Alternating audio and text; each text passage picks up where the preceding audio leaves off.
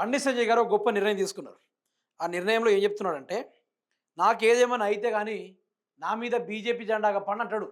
అందులో నేనేమంటున్నా అంటే, బండి సంజయ్ గారు మీకు నిజంగా సబ్జెక్ట్ ఉంటే, మీకు ఆ సబ్జెక్ట్‌తో పాటు నిజంగానే దమ్ము, ధైర్యం ఉంటే, నాకొక్క ఇంటర్వ్యూ ఇచ్చి చూడండి. ఒకే ఒక్క ఇంటర్వ్యూ నాకిచ్చి చూడండి.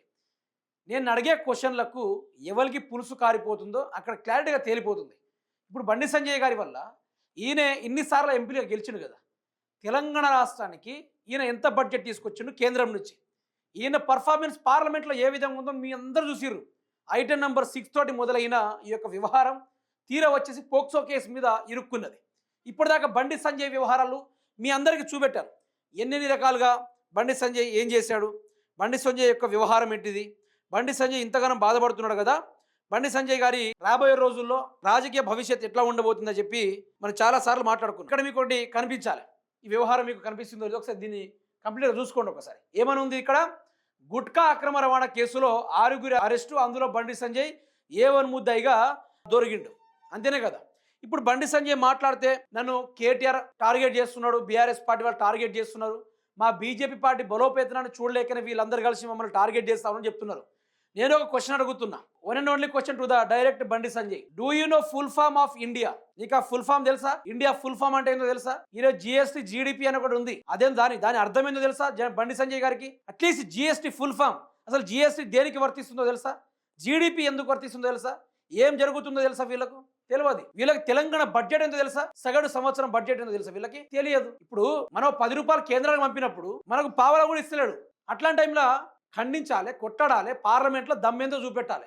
అవన్నీ చూపకుండా మీ కొడుకు చేసిన పని ఈరోజు ప్రపంచం మొత్తం చూసింది. మీవాడో మంచోడో కాదో, ఏదో ధర్మాన్ని ముందుకు నడిపించడో అట్లాంటి వాడు కాదు. మొత్తం వ్యవస్థని ఆగంబట్టించినోడు. మీ బీజేపీ పార్టీని గంగలో కలిపేసిన వ్యక్తి. కొన్ని రోజుల క్రితమే మొదలైన ఈ కథ ఇప్పుడు అంతానికి మొదలైంది. అందులో బండి సంజయ్ మాట్లాడిన మాటలు చూసుకుంటే ఎవడైనా నవ్వాల్సిందే. ఒకసారి ఇది వినండి. ఏమంటాడు?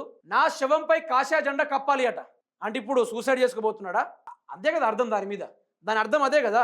నా శవంపై కాషాయ జెండా కప్పాలి అంటే ఈయన డిసైడ్ చేసుకున్నాడు, నేను పోతాయిగా, నేను ఉండనని చెప్పేసి. ఎట్లాట? కేటీఆర్ నన్నే ఫోకస్ చేసిండు, ఆ యూట్యూబ్ ఛానల్ అన్ని నా మీద నిలబడ్డాయి, తెల్లారు లేస్తే వాళ్ళు అదే పెడుతున్నారు, వేరే ఛాయిసే లేకుండా మాట్లాడుతున్నారు చెప్తున్నాడు. ఒక బీజేపీ కేంద్ర హోంశాఖ సహాయక మంత్రి అయి ఉండి ఓ కొడుకుని ఎట్లా పెంచాలో కూడా తెలియని మీరు ఈ రోజు బాధపడడం ఘోరం అనిపిస్తుంది నాకైతే.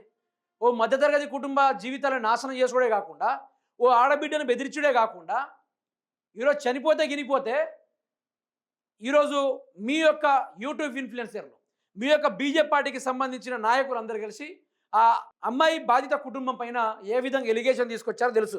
ఆ అమ్మాయిదే తప్పని, తల్లిదండ్రులే తప్పని, ఆ అమ్మాయి 10 మందితో కలిసి తిరిగిందని, ఇట్లాంటివి చాలా వరకు వీళ్ళు బయట పెట్టారు. అట్లాంటి విషయంలో ఆ బాధను భరించలేక ఆ కుటుంబం చనిపోవాలి. కానీ న్యాయమే గెలుస్తుందని చివరిదాకా నిలబడ్డారు కాబట్టి ఈరోజు వాళ్ళకి న్యాయమే జరిగింది. కానీ ఒక్క న్యాయం మిగిలిపోయింది. ఏటుగా బండి సంజయ్ బెదిరించాడు కదా, అతన్ని కూడా జైల్లో వేస్తే అయిపోవని ఆ కుటుంబం ఇప్పటిదాకా బాధపడుతుంది. అందులో ఈయనే మాట్లాడుతున్నాడు, ఆ కుటుంబమే అంత ధైర్యంగా నిలబడి ఆ కుటుంబం సూసైడ్ చేసుకోకుండా న్యాయమే గెలుస్తుందని చెప్పి వాళ్ళు నిలబడితే, ఈరోజు ఈయనేమంటున్నాడు తెలుసా? నా శవం మీద కాషాయ జెండా కప్పండి, నేను భారతదేశంలో ఉండలేను, పరలోకానికి వెళ్ళిపోతున్నా అని చెప్పేసి ఆయన ఇస్తున్న ఈ యొక్క కథ. ఇది ఎక్కడో వచ్చిన కథ కాదు, V6లో వచ్చిన ఓ వెలుగు. నా శవంపై కాషాయ జెండా కప్పాలి, అదే నా చివరి కోరిక. కేంద్ర మంత్రి Bandi Sanjay. KTR fake media factory నాపై విష ప్రచారం చేస్తున్నది. ఎందుకో ఇక గాంధీతో పాటు ఉద్యమం చేసినాడు కదా, గాంధీతో పాటు కలిసి ఆ యొక్క సైమన్ కమిషన్ బహిష్కరణ ఉంది కదా, దాంతో పాటు కలిసి పోరాడిన వ్యక్తి, తర్వాత ఉప్పు సత్యాగ్రహం మీద యుద్ధం చేసిన వ్యక్తి. మరి దేశంలో ఎందరో పోరాటాలు జరిగినాయి against the Britishers plus it India's. వీళ్ళ మధ్య ఎన్నో యుద్ధాలు జరిగినాయి, కొట్లాడ జరిగింది, ఎందరో మంది భారతీయులు చనిపోయారు. అటువంటి టైంలో చనిపోకుండా బ్రేవ్గా నిలబడి తుపాకులతో యుద్ధాలు చేసి బ్రిటిష్ అని 200 ఏళ్ల పరిపాలన జరిగితే ఆ పరిపాలన నుంచి తను తరిమిన చరిత్ర బండి సంజయ్ది. అందుకనే ఈయన చరిత్ర మొత్తం క్యాన్సిల్ అయిపోవాలని చెప్పి ఈయన తెలంగాణ ఉద్యమంలో కీల్ రోల్ పాటించిండు. 115 రోజులు నీరాహార దీక్ష చేపట్టిండు. 115 రోజులు. అందుకనే ఈయన జాతిపిత, తెలంగాణ పిత, అన్ని పిత కాబట్టి ఈయన యొక్క ఫాలోవర్స్ కానీ, ఈయన యొక్క మంచి పనులు కానీ, ఈయన యొక్క తంబాకు ఆ గుట్కా విషయంలో దొరికిండు కదా, అటువంటి గొప్ప గొప్ప చరిత్రలు బయటికి రాకూడదని చెప్పేసి ఈయనను టార్గెట్ చేస్తూ ఉందట కేటీఆర్ గారి యొక్క మీడియా అంటారా. ఈరోజు మెయిన్ స్ట్రీమ్ మీడియాలో గొంతులు మొత్తం బంద్ చేపించింది నువ్వే. మగధా న్యూస్ అని, ఏజుడ్ అని, వాయిస్ టీవీ అని, మిగతా తేజ ఇన్ఫ్లుయెన్సర్ అని వీళ్ళందరికీ 300 కోట్ల రూపాయలు కేటాయించి మరి వాళ్ళను మాట్లాడేటట్టు చేసింది నువ్వే. ఒక ఆడబిడ్డ జీవితాన్ని సర్వనాశనం ఏ విధంగా చేయాలో అన్ని ప్రయత్నాలు చేసినావు. కానీ కర్మ భగవంతుడి నుంచి నిన్ను ఎవరు రక్షించలేకపోయిండు. ఇప్పుడు లాస్ట్కి ఏం చేయాలని అర్థం కాక ఇక నేను ఉండను, నా మీద జెండా కప్పండి, నేను వెళ్ళిపోబోతున్నా, ఇట్లాంటి మాటలు దేనికి బండి సంజయ్ గారు? ఇప్పుడు మీరు ప్రతి వీడియో మానిటర్ చేస్తూ ఉన్నారు, ప్రతి వీడియో చూస్తూ ఉన్నారు. నేను అందుకనే అడుగుతున్నా, ఒక్క ఇంటర్వ్యూ ఇవ్వండి, వేరే ముచ్చటే వద్దు. మీరు ఎందుకు నా శవం మీద కాషాయ జెండా కప్పడని అంటున్నారు? ఇదే నా చివరి కోరిక అని ఎందుకు అంటున్నారు? అదేవిధంగా కేటీఆర్ ఫేక్ మీడియా మిమ్మల్ని ఎందుకు టార్గెట్ చేస్తుంది? మీరు చేసిన అభివృద్ధి పనులు ఏంది, మీ యొక్క గొప్పతనం ఏందో ఒక్క ఇంటర్వ్యూ ద్వారా తేల్చేద్దాం. దమ్ముంటే ఒక్క ఇంటర్వ్యూ, ఒక్క ఇంటర్వ్యూ ఇచ్చేసి ప్రయత్నం చేయండి. ఈరోజు మీకు ఇండియా ఫుల్ ఫామ్ తెలియదు. ఈరోజు మీకు సరిగ్గా చెప్పాలంటే తెలంగాణకి భారతదేశానికి ఎంత నిధులు పోతున్నా కూడా తెలియదు, మనకెంత నిధులు రావాలో తెలియదు. ఈరోజు నీ ఎంపీ వల్ల నువ్వు ఎందరికీ ఉద్యోగాలు ఎంప్లాయ్మెంట్ క్రియేట్ చేసినా కూడా నీకు తెలియదు. కానీ నీ శవం మీద బీజేపీ జెండా కప్పాలి, అంతేనా? ఎట్లా ఆలోచిస్తున్నంటే నేను మొత్తానికి నా అంత ఉత్తముడు మరొకడు లేడు, నేనే ఉత్తముడిని, హరిశ్చంద్రుణ్ణి. ఇట్లాంటి గొప్ప ఇమేజ్ గల నాకు అనవసరంగా నన్ను బద్నాం చేస్తూ ఉన్నారని చెప్పేసి నేను మాట్లాడుతున్నాడు. ఏమనంటే 10 ఏళ్ళు గడిల పాలన బద్దలు కొట్టినందుకే నాపై ఆక్రోశం అట. ఈయన ఒక ప్రెస్ మీట్ పెడితే అందులో మాటలు అర్థం చేసుకోవాలంటే ఆ జర్నలిస్టులు కూడా అర్థం కాక ఏ క్వశ్చన్లు అడగరు వాళ్ళు, ఏ క్వశ్చన్లు కూడా. ఇప్పుడు ఒకసారి మళ్ళీ రివెంజ్ చేయండి. ఈయన మాట్లాడిన ప్రతి ప్రెస్ మీట్లో తబడక అనుకుంటా మాట్లాడతారు తప్ప ఎక్కడ కూడా క్లారిటీ తడబడకుండా ఎక్కడ మాట్లాడిందా? ఒక సబ్జెక్ట్ ఎక్కడ మాట్లాడిందా? ఏ కేటీఆర్, ఏ కేసీఆర్ అని మాట్లాడు తప్ప ఎప్పుడైనా ఒక క్లారిటీ పదం వాడిందా? వాడడు. తిట్టుడు తప్ప మరొక ముచ్చట రాదు. కాబట్టి అంటే వాళ్ళ ధర్మం అట్లుంటుంది, తిట్టుడే వాళ్ళ ధర్మం, ఆడబిడ్డల జీవితాన్ని నాశనం చేయడమే వాళ్ళ ధర్మం. మళ్ళీ అందులోనూ అన్నీ ఆయన వైపు గ్రహాలు అనుకరించక, కర్మ ఫలించక ఈరోజు తీరా సీన్ రివర్స్ అయిపోతే ఇది నా చివరి కోరిక, నా మీద కాషాయం జెండా కప్పడని ఇదో సింపతి, ఇదో పెద్ద డ్రామా.